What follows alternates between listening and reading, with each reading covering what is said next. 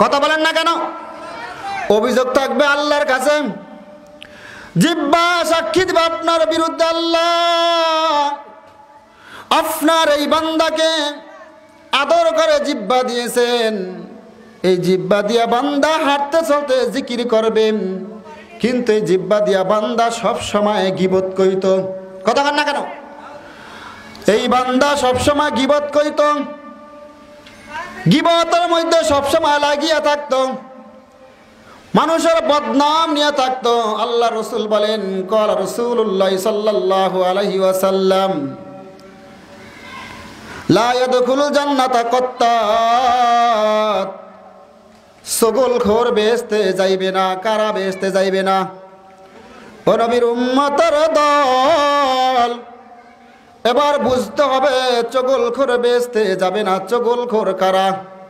এনের কথা গিয়ে ওনে লাগায় তারাই তো চগলখোর। কথা কান না?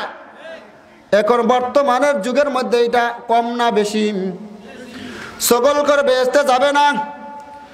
আল্লাহ রসুল বলেন, ক্বালা রাসূলুল্লাহ সাল্লাল্লাহু আলাইহি ওয়াসাল্লাম, আস-সিদকু ইউনজি ওয়াল কিযবু ইউহলিক, মিথ্যায় মানুষকে ধ্বংস করে দেয়, সত্য মানুষকে বাঁচায়া দেয়।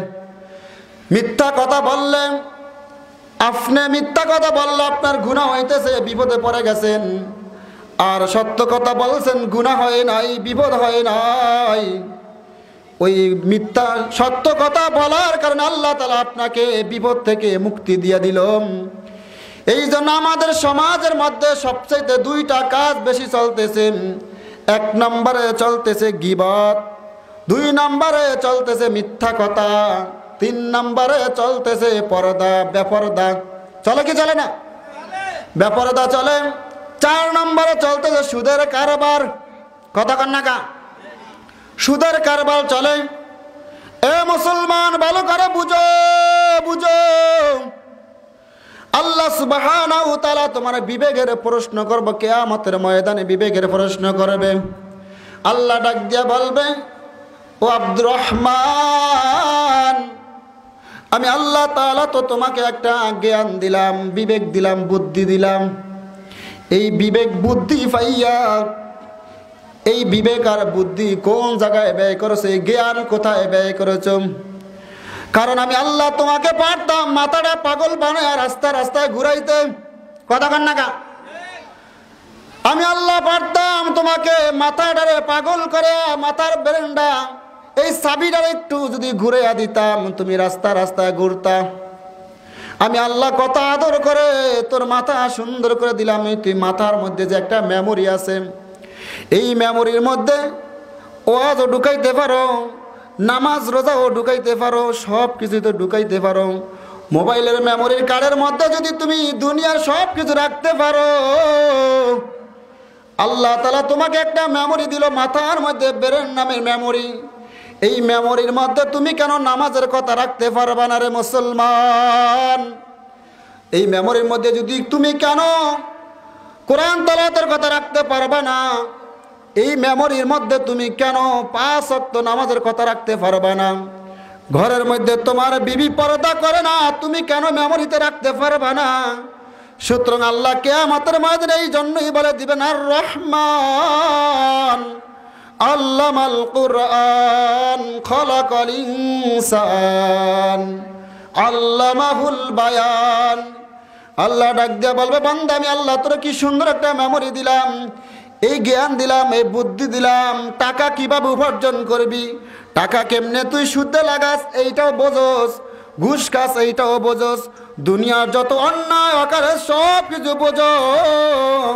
কিন্তু আমি আল্লাহ তাআলা তোমাকে এত সুন্দর করে আমি আল্লাহ তাআলা তোকে সৃষ্টি করলাম, তোর মাথাটা কত সুন্দর করে দিলাম, তুই একবার আমি আল্লাহ রব্বুল আলামিনের কুদরতি পারবে সেজদা দিলি না।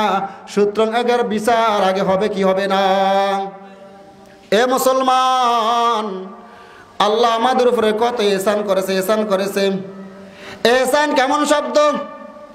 এহসান মানে দয়া, দয়া। কোরআনের ব্যাখ্যা লেখেন দয়া। এহসান শব্দ তো দয়া করছেন। আমাদের একটা চোখ হইলে তো আমরা চলতে পারতাম, আল্লাহ তাআলা আমাদেরকে 2টা চোখ দান করেছে। শুকর আদায় করতে হবে কি হবে না? আল্লাহ তাআলা আমাদেরকে একটা হাত দিলে তো চলতে পারতাম, কিন্তু আল্লাহ তাআলা আমাদেরকে দুইটা হাত দিয়েছেন, শুকর আদায় করতে হবে কি হবে না?